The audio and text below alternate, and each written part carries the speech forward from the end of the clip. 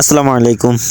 খুব আজকে গুরুত্বপূর্ণ একটা কাজ করতে যাব, তো তার আগে ওর সঙ্গে একটু দুষ্টামি করে নিলাম। ও হচ্ছে আপনারা জানেন যে ওর মা আমার মানে বর্তমানে হচ্ছে খামারের রক্ষা বাহিনী। এক কথা বলতে গেলে আমি তাদেরকে খামারের ভেতরে রাখি না, বাইরে রাখি। আমাদের যে খুলিবালি বলে মানে বাইরে যে জায়গাগুলো আছে, এই যে যেখানে আমি গোসল করাচ্ছি তারপরে জায়গাতে ওরা থাকে, ওদেরকে আমি ওখানে স্থান দিছি। মানে এক কথায় কি আমি তাদেরকে বাইরে পালন করতেছি। তো তার বাচ্চা ও হচ্ছে ওর বাচ্চা ও একাই, কিন্তু ও হচ্ছে তার বাচ্চা যে একটা দেখলেন শুধু ও একাই কিন্তু না, আমার যে দুইটা যে কুকুর আছে, সেই কুকুরের মধ্যে দুইটার মধ্যে 10টা বাচ্চা দিছে।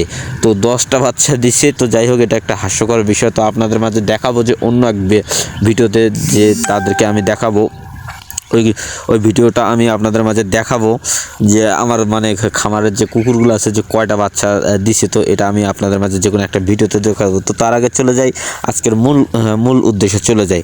তো যাই হোক অবশেষে ফেব্রুয়ারি মাস পড়ে গেছে। ফেব্রুয়ারির আজকে 4-5 তারিখের মতো, 3-4 তারিখের মতো হয়ে গেছে। তো আলহামদুলিল্লাহ এখন সিদ্ধান্ত নিলাম, মানে কয়েকদিন থেকে দেখতেছি প্রচুর ঠান্ডা যাচ্ছে। তো ঠান্ডার কারণে তেমন একটা গরুকে গোসল করানো হয়নি, গরুকে ঠিক 2-3 দিন থেকে গোসল করাইতে পারিনি। এই কারণে মানে প্রচুর ঠান্ডা যাচ্ছে, এই কারণে আর কি মনটা চায়নি যে তাদেরকে গোসল করাবো। তো যাই হোক অবশেষে আজকে আলহামদুলিল্লাহ দেখলাম যে একটু রোদ উঠছে, মানে রোদ উঠাইতেছে, অনেক সুন্দর দেখা যাচ্ছে, আবহাওয়াটা অনেক ভালো দেখা যাচ্ছে। এই চিন্তা ভাবনা করে আলহামদুলিল্লাহ আমি আজকে আমার বড় গরুটা যেটা আছে, যে মানে যে ফ্রিজিয়ান জাতের যে গরুটা আছে, এটাকে আমি গোসল করানোর ট্রাই করব, গোসল করাইতেছি। তো আলহামদুলিল্লাহ অবশেষে আমি ওটা গোসল করানোর পর আমি সিদ্ধান্ত নিলাম যে আজকে যতগুলো আমার দেশি গরু বলতে কি মানে আমার যে গাভীটা, আর একটা গাভী আছে যে বাছুর, যে দামুরটা, মানে এক কথায় যে বকনা, আমাদের বকনাকে আমরা কিন্তু আমাদের এইদিকে ভাষায় দামুর বলি। তো সেইগুলোকেও আমি সিদ্ধান্ত নিলাম তাকে গোসল করা। তো এই গরুটার একটাই মানে সমস্যা, একটাই আমাকে একটু বিরক্ত করে, এই ফ্রিজিয়ান জাতের গরুটা, বড় গরুটা। তো যাই হোক এই গরুটা একটাই মানে ডিস্টার্ব করে, সব কিছুর ওকে, সব কিছু ঠিক আছে, জাস্ট যদি গোসল করাইতে যাই তার একটু মানে ক্যাসাল হয়ে যায়। সে সে মানে গায়ে হাত দিতে দেয় না, এক কথা কি গা ঘষাইতে দেয় না, গা ঘষতে দেয় না, এক কথা বলতে যেটা। আমি তো যাই হোক আমি ভয়ে ভয়ে যে যদি গায়ে তার হাত দিই বা গা যদি ঘষে দিতে যাই, তাহলে আমাকে লাথি উষ্টা মানে যেটাই হোক, মানে যেভাবে হোক সেই গরুটা হচ্ছে আমার যে মানে গায়ে যে হাত দিব সেই পরিস্থিতিটা তেমনভাবে রাখে না। তো তাই হোক যার পরে হোক আমি লাস্টে সিস্টেম করছি, যে সিস্টেম আমি বাইর করি নাই, সিস্টেম করছে আমার আব্বা, যে মানে দুই পাশে ওর মুখের দুই পাশে 2টা গাছ আছে।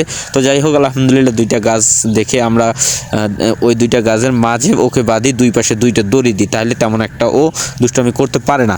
তো আর একটা গুরুত্বপূর্ণ বিষয় আপনাদের মাঝে বলি, আর একটা গুরুত্বপূর্ণ বিষয় হচ্ছে যে আপনাদের মনে প্রশ্ন আসতে পারে যে ভাই আপনি গরুগুলা বাইরে করেন কেন, গরুগুলো বাইরে করেন কেন? ভাই আমার নিজ জ্ঞানে আমি যতটা ধারণা পাইছি, আমি সেই ধারণা অনুযায়ী আমি কিন্তু গরুকে আমি দুধ দহনের পর আমি একটু হাঁটাচলা করার কারণে আমি কিন্তু গরুগুলোকে বাইরে নিয়ে আসি। আমার বাইরে নেওয়ার উদ্দেশ্য হচ্ছে এটাই। আরেকটা হচ্ছে উদ্দেশ্য হচ্ছে মানে যে দেখেন আমি আমার যেখানে ঘর আছে, যেখানে গরুগুলো রাখি, সেটা হচ্ছে আবদ্ধ জায়গা। ধরতে গেলে যেরকম মানুষের রুম ঠিক সেই রকম সিস্টেম আমাদের এইদিকে বর্তমানে। আমি কিন্তু সেরকমভাবে সেট করিনি।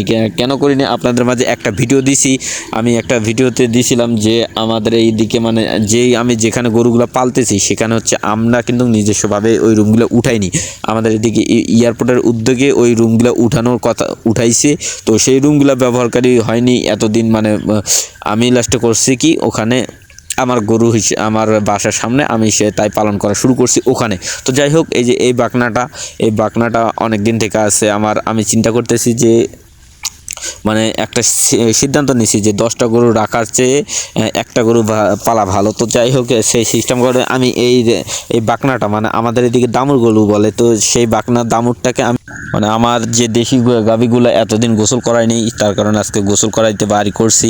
তো এই যে দামুরটা রেখে আর যে দেশি গাভীটা আছে আর একটা দেশি বড় ষাঁড় আছে, আলহামদুলিল্লাহ তেমন একটা বড় ষাঁড় না, বর্তমানে অনেক গরুগুলো শুকাই গেছে, এই কারণে হচ্ছে মানে ওটা মন 2 পার হবে এইরকম। তো এই ষাঁড়টা আমি চিন্তা ভাবনা করতেছি যে এই ষাঁড়টা আমি সেল করব, নালটা বাদ দিয়ে এটা ঈদের চিন্তা ভাবনা করতেছি। তো এই পাশে ষাঁড়টা আর একটা কালো গাভীটা আমি সেল করার চিন্তা ভাবনা করতেছি, হয়তো কিছুদিনের ভিতরতে ওটা সেল করে দিব আমি। এক কথায় কি, আমার পিছনের যে গাভীটা আছে, এই যে এই গাভীটা, দেশি গাভীটা, আর হচ্ছে ষাঁড় বাছুরটা, ষাঁড় বাছুর এখানে আছে। এই গাভীটা আমি সেল করব। এটা আমি সেল করব মানে এক কথায় আমি কেন সেল করব এটা আপনাদের মাঝে বলে দিব এই ভিডিওর মাঝে।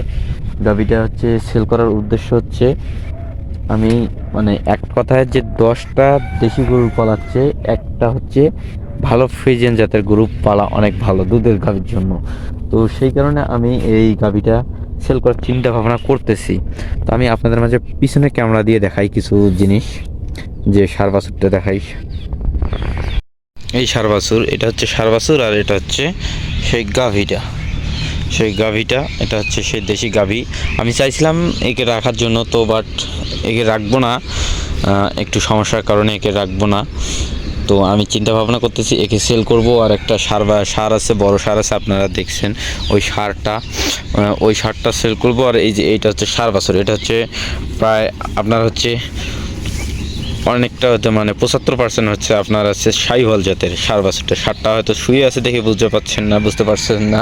তো ষাঁড়টা যদি উঠে মানে দাঁড় হয় তাহলে বুঝবেন যে এই ষাঁড়টা আসলে অনেকটা একটা গঠনমূলক ষাঁড় আছে।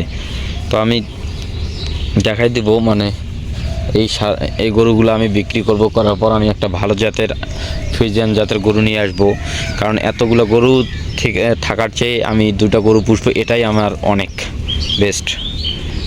আসসালামু আলাইকুম।